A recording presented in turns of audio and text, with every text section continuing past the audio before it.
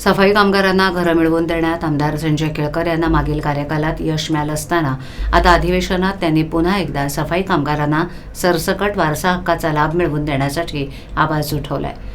ठाणे महापालिकेच्या सेवेत असलेल्या सफाई कामगारांची संख्या मोठ्या प्रमाणावर आहे। अनेक कामगार वयोमानानुसार मृत्यू पावलेत। त्यांच्या जागी त्यांच्या वारसांना नोकरी मिळून कुटुंबाला न्याय मिळावा यासाठी आमदार केळकर अनेक वर्षांपासून लढा देत आहेत। सध्या सुरू असलेल्या नागपूर येथील हिवाळी अधिवेशनात त्यांनी पुन्हा एकदा सफाई कामगारांच्या वारसा हक्काचा प्रश्न उपस्थित करून शासन स्तरावर प्रयत्न करून न्याय देण्याची मागणी केली आहे। लाडपागी समितीनं मृत्यू पावलेल्या सफाई कामगारांच्या वारसांना नोकरी देण्याची शिफारस राज्य सरकारकडे केली आहे।